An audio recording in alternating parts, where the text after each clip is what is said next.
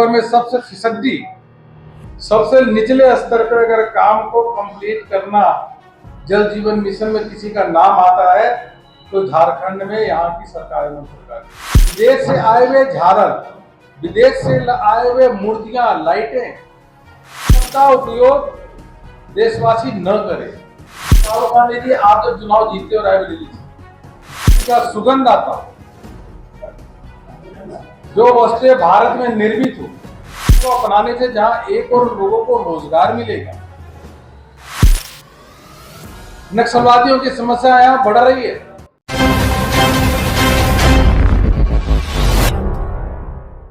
राष्ट्रीय महामंत्री एवं सांसद अरुण सिंह आज रांची पहुंचे और बीजेपी ऑफिस में प्रेस वार्ता के दौरान राज्य के हेमंत सरकार पर जमकर बरसे। आपको बता दें कि उन्होंने कहा कि झारखंड आज भ्रष्टाचार और घोटाला नक्सलवाद के गिरफ्त में है, इसके जिम्मेदार सरकार है। और उन्होंने साथ ही कई मुद्दे भी उठाए। आइए आपको सुनाते हैं कि उन्होंने क्या कुछ कहा प्रेस वार्ता के दौरान। भारतीय जनता पार्टी समाज के साथ मिलकर के बहुत बड़े व्यापक स्तर पे 25 सितंबर पंडित दीनदयाल जी की जयंती से 25 दिसंबर अटल जी के जयंती तक स्वदेशी अपनाओ, आत्मनिर्भर भारत बनाओ, इस अभियान को लेकर के चलने वाली है। ऐसी वस्तुएं जिसमें भारत के लोगों का पसीना, जिसमें भारत की मिट्टी का सुगंध आता हो, जो वस्तुएं भारत में निर्मित हो, उन वस्तुओं को अभियान के माध्यम से लेकर के चलना, जन जागरण करना, एक मजबूत आत्मनिर्भर भारत की परिकल्पना को साकार करना, यह हम सब करने वाले हैं। विश्व के सर्वाधिक लोकप्रिय नेता आदरणीय प्रधानमंत्री नरेंद्र मोदी जी ने देशवासियों से आह्वान किया कि गो वोकल फॉर लोकल और स्वदेशी ही वस्तुओं को अपनाएं। स्वदेशी की वस्तुओं को अपनाने से जहां एक और लोगों को रोजगार मिलेगा, अनेकों स्वरोजगार के अवसर उपलब्ध होंगे, वही भारत और मजबूती से आर्थिक दृष्टि के साथ हम सबके सामने दिखेगा। मित्रों, जहां एक और प्रधानमंत्री नरेंद्र मोदी जी ने जीएसटी के दरों में भारी कटौती करके झारखंड ही नहीं बल्कि देश के सभी लोगों को उपहार देने का काम किया है, जो 22 तारीख से लागू हो जाएगा। इसी महीने के 22 तारीख से जब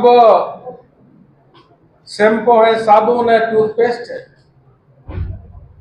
इस पे 18% की जगह 5%, बच्चों को जो दूध की बोतल होती है 12% की जगह 5% जीएसटी लगेगा। जूता चप्पल पे भी 18% से 5% का जीएसटी लगेगा। किसानों को जो उपकरण, कृषि उपकरण जो खरीदेंगे उस पे 5% जीएसटी लगेगा। वहीं छोटे बच्चे जो है या विद्यार्थी जो है वह जो कलम खरीदेंगे, इरेजर खरीदेंगे, कॉपी खरीदेंगे, उस पर जीएसटी बिल्कुल शून्य होगा। जहां एक तरफ प्रधानमंत्री नरेंद्र मोदी जी और उनकी सरकार लोगों को बहुत बड़ी राहत और तोहफा दे रही है, वहीं दूसरी ओर अगर हम देखें तो झारखंड में हेमंत जी के नेतृत्व में जो सरकार चल रही है उसमें चारों ओर अवैध खनन, शराब घोटाला, बिजली में लगातार कटौती, सड़क में गड्ढे हैं कि गड्ढे में सड़क है पता नहीं चलता। पूरे झारखंड में विकास का काम रुक गया है।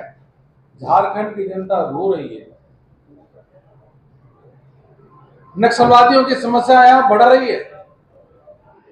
जब हमारी सरकार थी तो यहाँ से लगभग समाप्त हो गया था नक्सल की समस्या। अब धीरे धीरे यहाँ पे बढ़ना शुरू हो गया। और तो कानून व्यवस्था की स्थिति है कि सूर्या हंसता जो पत्थर माफियाओं के खिलाफ आवाज उठाते हैं, जो भ्रष्टाचार के खिलाफ आवाज उठाते हैं, ऐसे सामाजिक कार्यकर्ता की हत्या कर दी जाती है। इससे लोग बहुत आक्रोशित है कि अगर सरकार के भ्रष्टाचार के खिलाफ, माफियाओं के खिलाफ अगर आवाज उठाओगे तो आपकी हत्या कर दी जाएगी। इसकी हम कठोर निंदा करते हैं और भारतीय जनता पार्टी के कार्यकर्ता भी इसमें पूरी तरीके से इस मुद्दे को आगे लेकर के चल रहे हैं और सरकार को चैन की नींद नहीं सोने देंगे। माइनिंग धंस जाती है, उसके अंदर जो गरीब मजदूर है वो दब जाते हैं। आवास बनाने में कितनी दिक्कत आ रही है,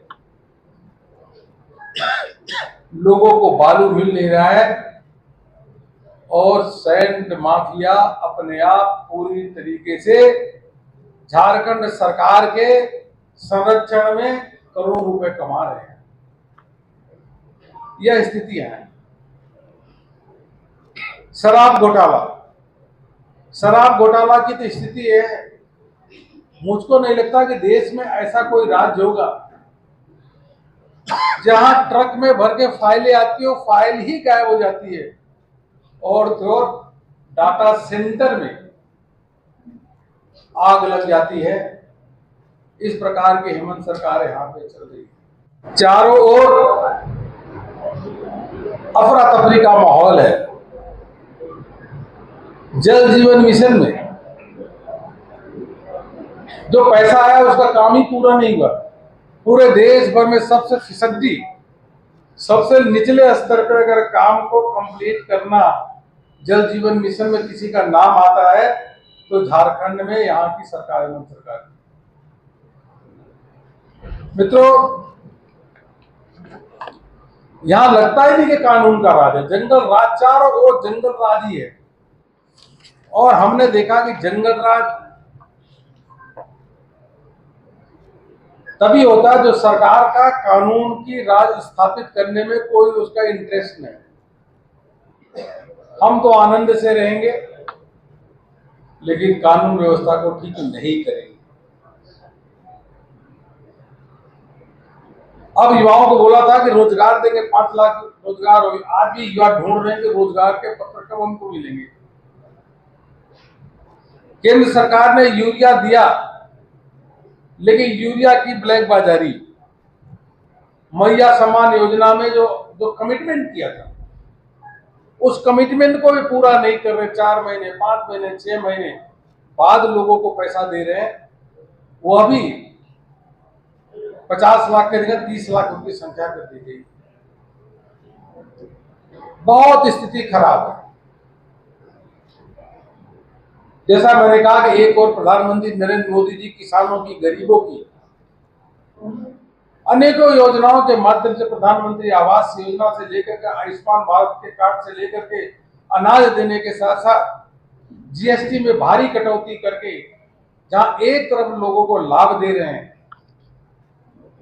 वही दूसरी ओर सरकार, प्रदेश सरकार झारखंड में जो है वह पूरी तरीके से विफल है। मैं कहना चाहूंगा कि अभी भी सरकार जाग जाए। ठीक है, आप चुनाव जीते हैं अलग बात है, लेकिन चुनाव जीतना लूट और खसोट का कोई अधिकार नहीं होता। जनता ने आपको लूटने को, डकैती करने के लिए कोई अधिकार नहीं दिया है। आपको अगर चुनाव में जिताया है तो इसलिए जिताया कि आप गरीबों की मदद करिए और कानून व्यवस्था को ठीक से लागू करिए और जो वादा किया उसको निभाओ। किस प्रकार से आईएसआई के कनेक्शन यहां बढ़ रहे हैं। अब यह कनेक्शन तभी बढ़ता है जब हमने पहले देखा था, एक बार कर्नाटक में कांग्रेस की सरकार थी, राजस्थान में गहलोत की सरकार थी। जब प्रदेश सरकार तुष्टीकरण के मार्ग पे चलती है, अपीजमेंट के मार्ग पे चलती है, तो आईएसआई का नेटवर्क बढ़ता है। नहीं तो दानिश अजहर जैसे लोग यहां राजधानी में, रांची में क्यों रहते हैं? इसलिए सरकार को अविलंब ऐसे लोग जो देशद्रोही है, जो देश के खिलाफ षड्यंत्र कर रहे हैं, ऐसे लोगों को प्रदेश सरकार को तुरंत उनके पीछे कार्रवाई करके उनको पकड़ना चाहिए। केंद्र सरकार का इंतजार नहीं करें। यही मुझे आप सबसे कहना था। जो मैंने आपके समझ से बात रखी, आप कोई बात कहेंगे तो जरूर हम उसको जवाब देंगे। देखिए, पहली चीज तो वोकल फॉर लोकल, जो स्थानीय सामान है, मतलब झारखंड में निर्मित सामान है, पहले उसकी प्राथमिकता के आधार पर उपयोग करना चाहिए, नंबर 1। नंबर 2, जो सामान भारत में निर्मित हो रही है, जहां भारत के युवाओं का पसीना है, उन सामान को उपयोग करना चाहिए। विदेश से आए हुए खिलौने, विदेश से आए हुए झालर, विदेश से आए हुए मूर्तियां, लाइटें, इन सब का उपयोग देशवासी न करें, क्योंकि देश के प्रोडक्ट का उपयोग करेंगे तो कहीं न कहीं ये अपने देश के युवाओं को रोजगार देने का अवसर उपलब्ध कराएगा। राहुल गांधी ने आज फिर से चुनाव आयोग और केंद्र की मोदी सरकार क्या कहेंगे राहुल गांधी? देखिए, राहुल गांधी जी का इतने में कहूंगा, उनका दिमाग थोड़ा गड़बड़ा गया है। राहुल गांधी जी अपरिपक्व है, वो खुद में कंफ्यूज है, और राहुल गांधी जी बेताज बादशाह अपने आप को समझते हैं। उनको कोई समझाने वाला नहीं है कि राहुल गांधी जी, आप लगातार कई वर्षों से संवैधानिक संस्थाओं पे प्रहार कर रहे हो। देश में सबसे अधिक झूठ बोलने वाले कोई व्यक्ति है तो राहुल गांधी जी, और उसके बाद लगातार जनता उनको अस्वीकार करती है, कांग्रेस पार्टी को हराती है। उसके बाद भी राहुल गांधी जी को समझ में नहीं आता, कांग्रेस अभी धरातल पे है और आने वाले समय में जमीन पे पड़ी हुई कांग्रेस है। आने वाले समय में कांग्रेस बिल्कुल पाताल में चली जाएगी राहुल गांधी जी के नेतृत्व में, और 25-30 साल तक कांग्रेस कहीं दिखने वाली नहीं है। इस प्रकार से राहुल गांधी जी काम कर रहे हैं। नहीं,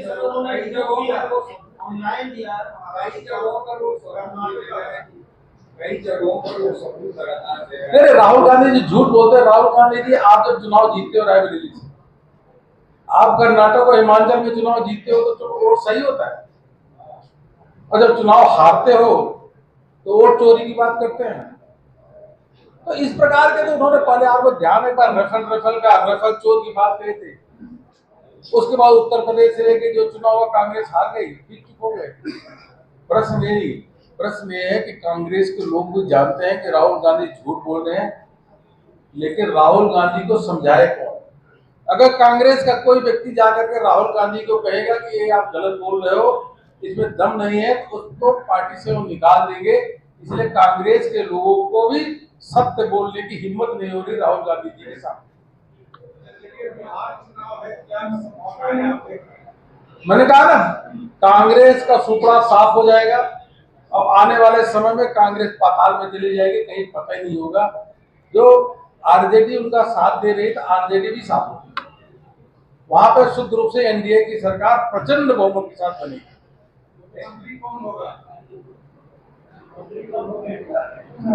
देखिए, मुख्यमंत्री जी तो नीतीश कुमार जी है ही है ना।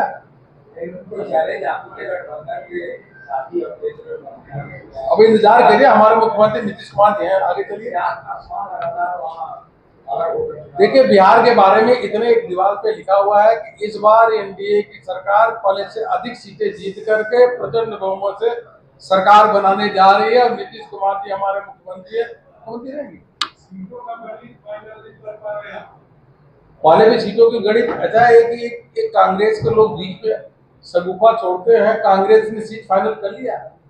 आज तक एनडीए ने हर बार अपने सीट समय रहते फाइनल कर लिए। किसी भी राज्य में, कोई भी राज्य जहां एनडीए की पार्टियां होती हैं, आज तक कभी डिस्प्यूट नहीं हुआ। सभी एनडीए की पार्टियां मिलकर के सीट फाइनल कर लेती हैं, कभी भी कोई दिक्कत नहीं होता।